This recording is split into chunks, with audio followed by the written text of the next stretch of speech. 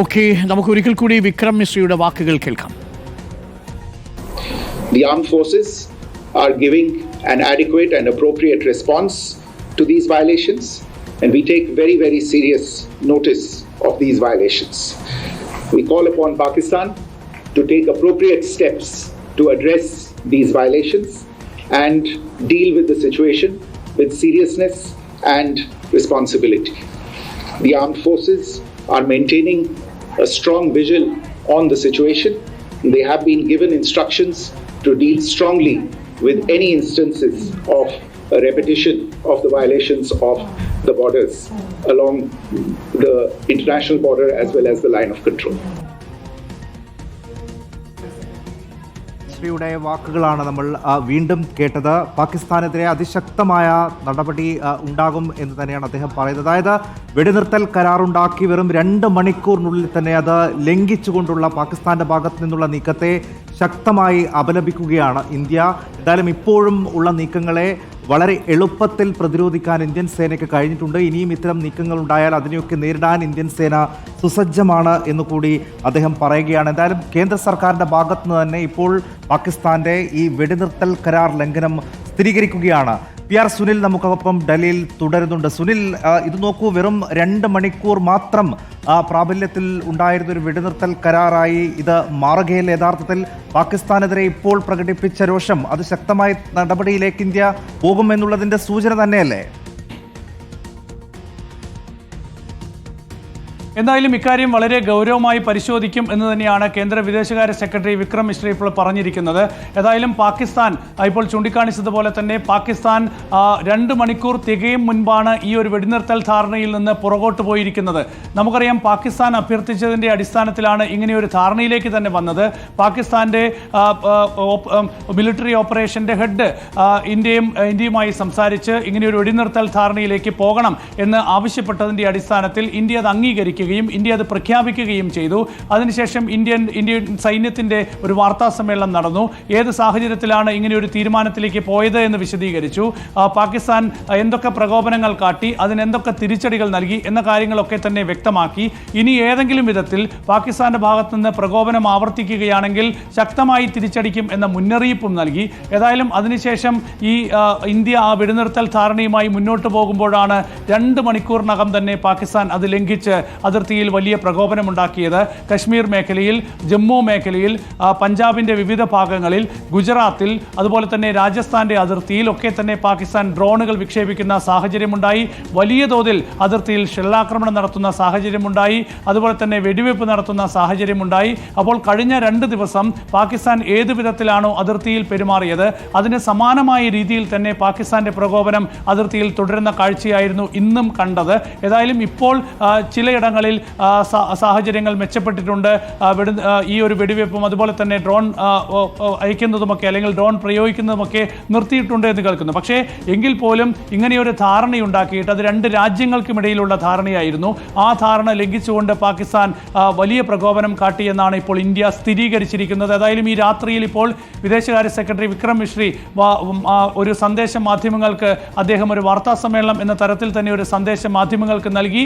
ആ സന്ദേശത്തിൽ പാകിസ്ഥാൻ ഈ ധാരണ ലംഘിച്ചു, ഇത് ഗൗരവമായി കാണുന്നു, ഇക്കാര്യം പരിശോധിക്കണം, അന്വേഷിക്കണം എന്ന് പാകിസ്ഥാനോട് ആവശ്യപ്പെട്ടിട്ടുണ്ട്. പാകിസ്ഥാന്റെ ഈ നടപടിയിൽ അപലപിക്കുന്നു. ഏതായാലും ഇത് ഗൗരവമായി കാണുന്നു എന്നിപ്പോൾ കേന്ദ്ര സർക്കാർ പറയുമ്പോൾ തീർച്ചയായും ഇക്കാര്യത്തിൽ ഗൗരവമായ പരിശോധനയുണ്ടാകും. ഏതായാലും ഈ സമീപനം പാകിസ്ഥാൻ ആവർത്തിക്കുകയാണെങ്കിൽ ഏതായാലും ഇന്ത്യ ശക്തമായ തിരിച്ചടി നൽകും എന്ന കാര്യത്തിൽ യാതൊരു സംശയവുമില്ല. അക്കാര്യത്തിൽ വ്യക്തമായൊരു സന്ദേശം കൂടി ഏതായാലും കേന്ദ്ര വിദേശകാര്യ സെക്രട്ടറി നൽകുകയാണ്. ഏതായാലും കഴിഞ്ഞ ദിവസങ്ങളിലൊക്കെ തന്നെ പഹൽഗാം ഭീകരാക്രമണത്തിന്റെ പശ്ചാത്തലത്തിൽ പാകിസ്ഥാന് ശക്തമായൊരു പ്രഹരം ഇന്ത്യ നൽകിയതിന് പിന്നാലെ വലിയ പ്രകോപനമായിരുന്നു പാകിസ്ഥാൻ കാണിച്ചത്. 300-ഉം 400-ഉം ഡ്രോണും ഒക്കെ വെച്ചുള്ള വലിയ ആക്രമണ ലക്ഷ്യമായിരുന്നു. അതും ഇന്ത്യയുടെ തന്ത്രപ്രധാന മേഖലകൾ ആക്രമിക്കാനുള്ള ലക്ഷ്യമായിരുന്നു. ഏതായാലും അതെല്ലാം ഇന്ത്യ പരാജയപ്പെടുത്തി. ഇന്ന് പുലർച്ചെ അതിന് ശക്തമായ മറുപടി ഇന്ത്യ നൽകുകയും ചെയ്തു. പാകിസ്ഥാന്റെ പ്രധാനപ്പെട്ട വ്യോമത്താവളങ്ങളിൽ വലിയ ആക്രമണം നടത്തി, മിലിറ്ററി പോസ്റ്റുകളിൽ വലിയ ആക്രമണം നടത്തി, റഡാർ സംവിധാനത്തെ ആക്രമിച്ചു. ആക്രമിച്ച് അത് തകരാറിലാക്കി, അത് ആക്രമിച്ചു. അങ്ങനെ വളരെ ശക്തമായ മറുപടി പാകിസ്ഥാന് നൽകുകയും പിന്നീട് ആണ് പാകിസ്ഥാന്റെ ഭാഗത്തു നിന്ന് ഒരു അഭ്യർത്ഥന വരുന്നത്. അത് അമേരിക്കൻ പ്രസിഡന്റ് ഡൊണാൾഡ് ട്രംപിന്റെ സമ്മർദ്ദഫലമായിട്ടാണെങ്കിൽ പോലും പാകിസ്ഥാൻ ആവശ്യപ്പെട്ടത് പ്രകാരം പാകിസ്ഥാൻ സൈന്യത്തിന്റെ മിലിറ്ററി ഓപ്പറേഷൻ ഹെഡിന്റെ ആവശ്യം അംഗീകരിച്ചുകൊണ്ടാണ് ഇന്ത്യ ഒരു വെടിനിർത്തൽ ധാരണയിലേക്ക് പോയത്. അതിപ്പോൾ പാകിസ്ഥാൻ തന്നെ ലംഘിക്കുന്ന ഒരു സാഹചര്യമാണ്. ഏറ്റവും പ്രധാനപ്പെട്ട കാര്യം, അതായത് പാകിസ്ഥാൻ തന്നെ ഇങ്ങനെ ഒരു വെടിനിർത്തൽ തീരുമാനത്തിലേക്ക് എത്തണം എന്ന ആവശ്യവുമായി ഇന്ത്യയെ സമീപിക്കുന്നു. ഇന്ത്യ അത് സമ്മതിക്കുന്നു. അതേ കരാർ മണിക്കൂറുകൾക്കകം പാകിസ്ഥാൻ വീണ്ടും ലംഘിക്കുകയാണ്. ഭൂമിയോളം ക്ഷമിച്ചിട്ടുണ്ട് ഇവിടെ ഇന്ത്യ. പക്ഷേ ഇനിയും ഈ രീതിയിലുള്ള പ്രകോപനം തുടർന്നാൽ ഇതായിരിക്കില്ല മറുപടി എന്നുകൂടിയല്ല ഇപ്പോൾ വിക്രം മിശ്രയുടെ ചുരുങ്ങിയ വാക്കുകളിൽ അദ്ദേഹം പറഞ്ഞു വെച്ചിരിക്കുന്നത്. തീർച്ചയായും ഇന്ത്യൻ സൈന്യം ശക്തമായ മറുപടി ഇതിനകം തന്നെ നൽകിക്കഴിഞ്ഞു എന്ന് അദ്ദേഹം വ്യക്തമാക്കുന്നുണ്ട്. ഏതായാലും director general of military operation ആയിരിക്കും ഇനി ഈ വിഷയത്തിൽ ഒരു ചർച്ചകൾ നടക്കുക. മറ്റന്നാൾ വരുന്ന 12-ാം തീയതി രണ്ട് രാജ്യങ്ങളിലെയും ഡയറക്ടർ ജനറൽ ഓഫ് മിലിറ്ററി ഓപ്പറേഷൻസ്മാർ തമ്മിലുള്ള കൂടിക്കാഴ്ച നടക്കുന്നുണ്ട്. അപ്പോൾ തീർച്ചയായും ഇന്ത്യ ശക്തമായി ഈ വിഷയം ഉന്നയിക്കാൻ സാധ്യതയുണ്ട്. ഏതായാലും തൽക്കാലം ഇന്ത്യ ഇതൊരു താൽക്കാലികമായ വെടിനിർത്തൽ ധാരണയാണ്. മറ്റ് പാകിസ്ഥാനുമായി ഉണ്ടാക്കിയ നിരോധനങ്ങളോ പാകിസ്ഥാനുമായുള്ള പല, പ്രത്യേകിച്ച് ഈ ജല കരാർ ഉൾപ്പെടെയുള്ള, അതായത് പാകിസ്ഥാന് വെള്ളം നൽകുന്നതുമായി ബന്ധപ്പെട്ട സിന്ധു നദീ ജല കരാർ റദ്ദാക്കിയതുമായി ബന്ധപ്പെട്ട തീരുമാനത്തിൽ നിന്നൊന്നും ഇന്ത്യ പുറകോട്ട് പോയിട്ടില്ല. ഇന്ത്യ ആകെ ചെയ്തിട്ടുള്ളത് ഇപ്പോൾ ഈ ഒരു പ്രത്യേക സാഹചര്യത്തിൽ പാകിസ്ഥാന്റെ അഭ്യർത്ഥന അംഗീകരിച്ച് രണ്ട് രാജ്യങ്ങളും ചർച്ച നടത്തി ഒരു വെടിനിർത്തൽ ധാരണയിലേക്ക് പോയി. അപ്പോൾ ആ സാഹചര്യങ്ങൾ ഇന്ത്യ പരിശോധിച്ചു വരികയാണ്. അതിനിടയിലാണ് പാകിസ്ഥാന്റെ ഭാഗത്തു നിന്നും ഇങ്ങനെയൊരു പ്രകോപനം ഉണ്ടായിരിക്കുന്നത്. സ്വാഭാവികമായും ഈ സാഹചര്യങ്ങൾ ഇന്ത്യക്ക് പരിശോധിക്കേണ്ടി വരും. ഏതെങ്കിലും തരത്തിലുള്ള ഒരു അപകടം ഈ ഒരു വെടിനിർത്തൽ കരാർ ലംഘനത്തിലൂടെ ഇന്ത്യക്ക് ഉണ്ടായിട്ടുണ്ടെങ്കിൽ തീർച്ചയായും അതിന് ഇന്ത്യ പകരം ചോദിക്കും എന്നുള്ള കാര്യത്തിൽ യാതൊരു സംശയവുമില്ല. അതുകൊണ്ട് ഈ കാര്യങ്ങൾ വളരെ ഗൗരവമായി നാളെ വിലയിരുത്താൻ സാധ്യതയുണ്ട്. ഒരുപക്ഷെ നാളെയും ഉന്നതതല യോഗങ്ങൾ ദില്ലിയിൽ നടക്കാൻ സാധ്യതയുണ്ട്. പാകിസ്ഥാന്റെ ഭാഗത്തു നിന്നുണ്ടായ ഈ പ്രകോപനത്തിന് എങ്ങനെ മറുപടി നൽകണം എന്ന കാര്യം ഒരുപക്ഷെ ഇന്ത്യ ആലോചിക്കാൻ സാധ്യതയുണ്ട്. ഏതായാലും ഇപ്പോഴത്തെ വെടിനിർത്തൽ ധാരണയിൽ നിന്ന് ഇന്ത്യ പുറകോട്ട് പോയിട്ടില്ല. ഇന്ത്യ എന്ത് തീരുമാനമാണോ എടുത്തത് അവിടെ തന്നെയാണ് ഇന്ത്യ ഇപ്പോഴും നിൽക്കുന്നത്. അതേസമയം അത് ലംഘിച്ചത് പാകിസ്ഥാനാണ്. സ്വാഭാവികമായും ഈ വിഷയം ലോകരാജ്യങ്ങളെ ബോധ്യപ്പെടുത്താൻ ഇന്ത്യക്ക് സാധിക്കും.